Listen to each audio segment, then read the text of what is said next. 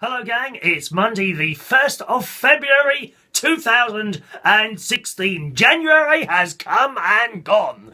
We are moving closer and closer towards this year's Christmas. Have you started saving your pennies yet for my Christmas present this year? Well gang, here is a wonderful little piece of information I have discovered. Now, as regular viewers of the programme know, I am having a little bit of trouble going at the moment. Do you know what I mean? Going. You know, disappearing and sitting down for a few minutes in those small rooms. Oh yes. And I've been trying various different little tablets, and the latest one I've discovered is this. Coplamin or something. Can you see that?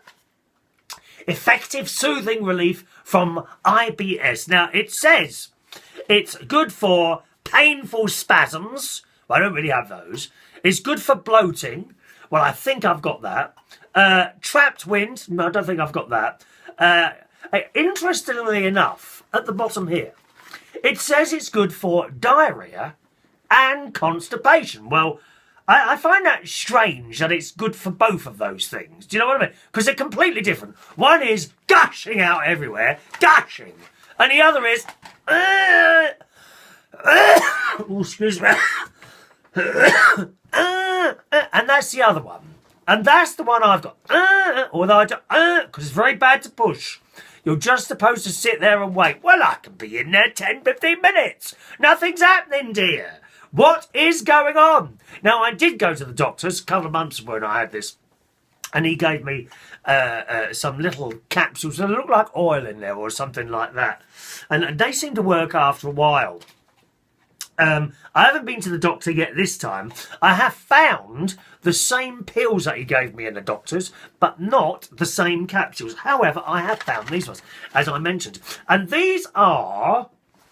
Moment, please. I shall now place the glasses on my head. We have all adults here. We like to talk about these things. Just a moment. Because this may help you. You see, this may help you. One or two of you may have this problem as well. And you don't want to push it. You don't want piles. You don't want piles. Just a moment now. Let me have a look. Now, they've got... It's peppermint oil. Contains the active ingredient... peppermint oil, which, it sounds quite nice. And here are the tablets, right? There they are, little things like that. And you're not supposed to chew them, you just swallow them whole, but not after you've had a meal. Okay, so you have to have them when you have no meal. Anyway, so the other night I had one about 6 o'clock. These have an added benefit. One about 6 o'clock, and I had another one about 12 o'clock. And then the next morning, I was sitting there, on the top, and I felt there was movement, boys and girls, and I felt a tingling as it was evacuated, boys and girls, evacuated from me. There was a tingling sensation, and I thought, oh, that's now what's that? And I remembered it was very, very similar to when my best friend lent me his mint shower gel, and you put it all over, and then tingling, quite a nice feeling, to be honest. Isn't it amazing? Giving yourself a lovely feeling like that, even when there's no one else involved. And that's been quite a time for me. But nevertheless, it's quite nice. And it was the same effect. Anyway, I thought no more. So I'm quietly sitting there on my own, chuckling. I am chuckling to myself while this... and then I thought... What's that? I can smell flowers or something. It actually smelt of peppermints. You know when your nan used to open her bag and that smell of peppermints came out? Well, it smelled exactly the same. Really strong smell. How pleasant is that? So I might just have these all the time now. Because, you know, I don't know if you've ever heard the expression, her doesn't stink. Her doesn't stink. You know, inserting your own word. Well, her... Okay? Have you ever heard that expression? Well, if you take these, it won't. It's wonderful, dear. Peppermint smelling poo. I love it. Let's give these out to everyone in future, especially if they're going to use a public toilet before... Oh, I hate using public toilets, don't you? Oh, God, no. Especially the ones where the walls and the doors don't go fully down to the bottom and the top. You know, where they've used panels. Oh, I hate that. Oh, no. And the one next door is making noise. Oh, bleh. But mind you, actually, I'm more concerned about making noise myself rather than listening to someone else making noise. Oh, it's just awful. And you looked at, and there's another foot. There's a foot just inches from you under that little wall. Oh, no, we can't be using public toilets. So there we are. There's a little bit of a, you see, I'm always full of good bits of, if you want nice smelling, then have some peppermint oil. Oh, it's a beautiful smell. Onward, I would like to just say a great loss to this country and indeed the BBC. The BBC's biggest ever star, I feel, has gone out. Sir Terry Wogan died yesterday, and he gave so much entertainment over the years. Blankety Blank, Radio 2. I always remember Mum having him on, when I was going to school on Radio 2. Or might be work, actually. It might be a little bit later than that. I can't remember now. Might be when I was going to work. We used to have Radio 2 on in the morning. And the artillery was blabbering on there, wasn't he? And it's a great loss. In the Daily Mail, excuse me, I'm going to have a little sneeze. I haven't done that for a while, have I? Oh. Oh, God's sake, excuse me. In the Daily Mail today, and this kind of makes sense, I think. He didn't want to make fuss. How Terry Wogan kept his battle with cancer secret, even from close friends, while his wife, the only woman he ever loved, nursed him right till the end. So that's just lovely. It's lovely. So thank you to Terry Wogan for the wonderful entertainment you provided us over the years. He was particularly good, I felt, on the Eurovision Song Contest. Absolutely hilarious. Some of the one-liners he used to come out with, and I've got a couple here.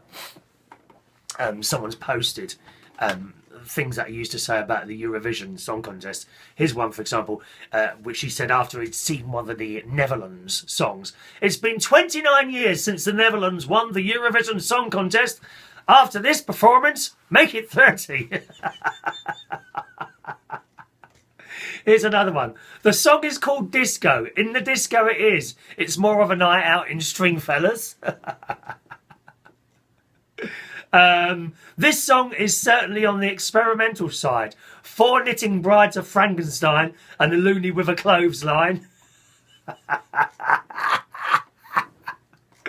Oh, God, now what else have we got here?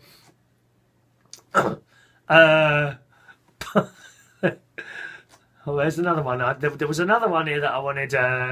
Is this supposed to be funny? No, of course not. It's the Eurovision Song Contest. What's the matter with me?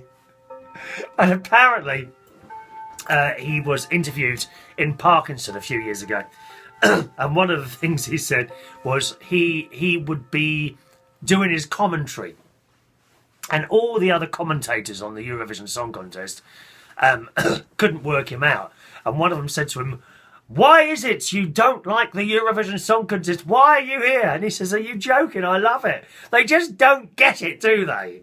People that don't get it. I have to say, a lot of the Eurovision fan club members also really didn't like him commentating. They just didn't get it. Why doesn't he take it seriously? Why would anyone want to take the Eurovision Song Contest seriously, dear? That's it. No, he was fantastic. And as I say, the BBC has a few very bright stars. He was the brightest by far over the years, I think. And the light has gone out. So thank you, Terry, for all the fun and all that. Let's have a look. Look at this. What's this? White dots on my hand. I hope I haven't got some terrible disease now. What have I got now? Oh, no, another one.